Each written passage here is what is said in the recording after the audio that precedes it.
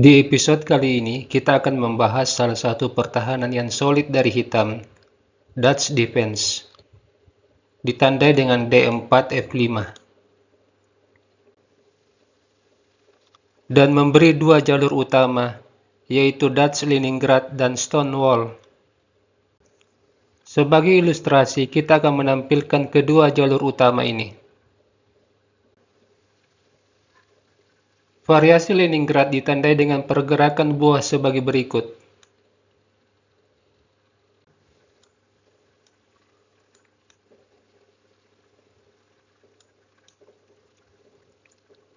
Dan kedua pemain bersiap melakukan fianchetto.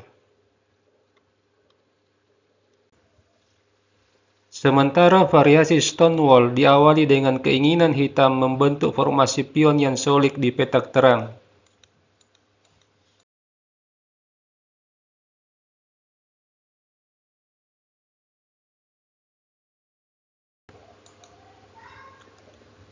Kedua variasi ini biasa digunakan oleh mesin catur AlphaZero dan Magnus Carlsen.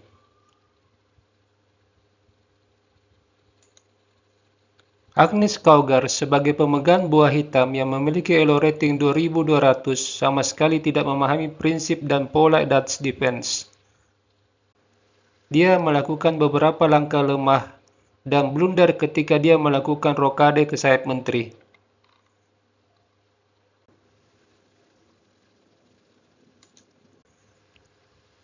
Dalam game kali ini, kita tidak memasuki dua jalur utama karena Grandmaster Alex Yermolinsky sebagai pemegang buah putih menghindari. Dia melangkah kuda C3, pion D5, gajah F4. Meski demikian, bukan berarti variasi yang digunakan oleh Yermolinsky buruk atau lemah. Variasi ini memang jarang dimainkan di tingkat Grandmaster, tetapi bisa sangat ampuh dan berbahaya jika hitam tidak mampu mengantisipasinya. Pemain hitam melangkah kuda F6, pion E3, C6, gajah D3, pion G6. Hitam ingin menempatkan gajahnya di main diagonal.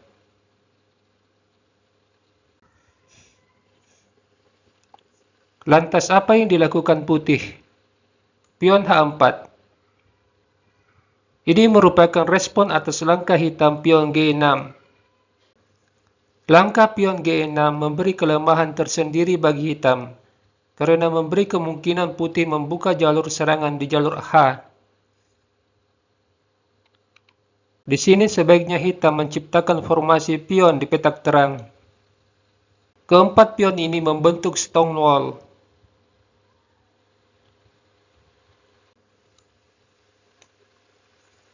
Setelah putih melancarkan serangan di sayap raja dengan H4, hitam kembali membuat langkah lemah dengan gajah E6. Posisi gajah ini membuat putih mendapat tempo ketika menyerang gajah melalui manuver kuda ke F3 lalu kuda ke G5.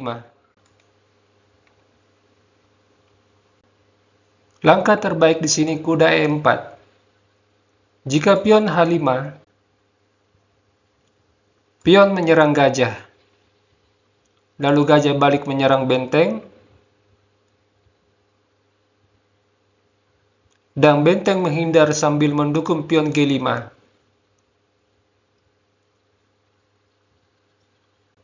Pion terus melaju. Di sini hitam terlebih dahulu mengembangkan gajah, mengantisipasi kemungkinan skak dengan menteri. Kita kembali. Setelah hitam melakukan langkah lemah dengan gajah E6, putih kuda F3. Bersiap melakukan manuver ke G5 menyerang gajah. Hitam merespon kuda D7, pion H5, benteng Gd8. Jika kuda mengambil pion H5, maka hitam langsung kalah setelah putih menukar benteng dan kuda. pion kali benteng, kuda G5. Gajah terkena serangan dan memaksa gajah ke F7.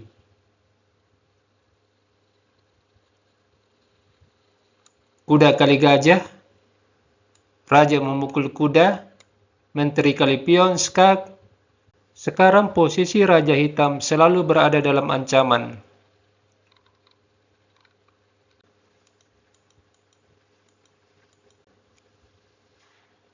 Putih lanjut dengan pion G6 ditukar.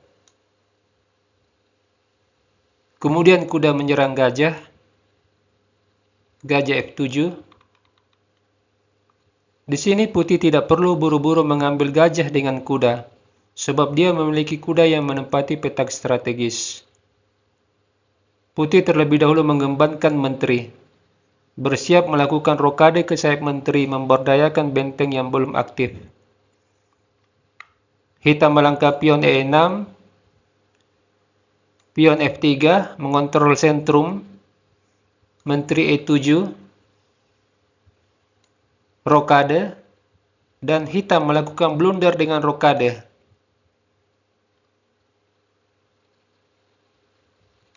Di sini sebaiknya dia mencoba kuda menyerang gajah, mengusir gajah yang menguasai diagonal gelap. Langkah rokade bisa dikatakan blunder sebab adanya lompatan kuda ke B5.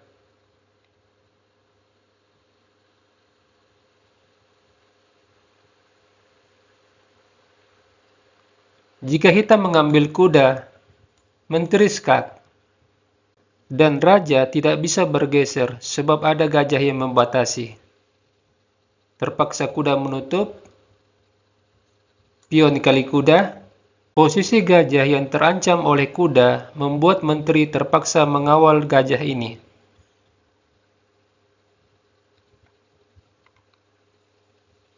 Pada posisi ini, hitam tidak mengambil kuda, tetapi mendorong pion E5. Pion D memukul, kuda kali pion, gajah kali kuda, menteri kali gajah, kuda mengambil gajah, menteri E8,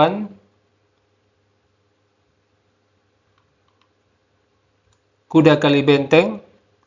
Di sini hitam menyerah. Jika dilanjutkan misalnya pion kali kuda, menteri skak,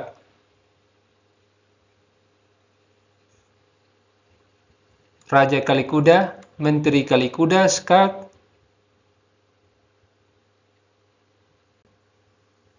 Hitam kalah satu benteng.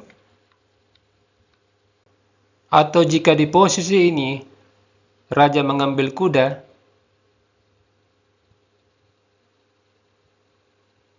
menteri C3 menyerang kuda.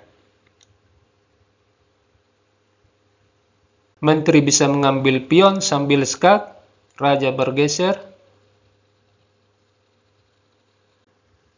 Kuda D7,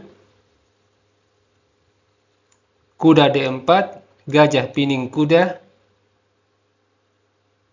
Menteri A5 skak, raja C8, pion C3.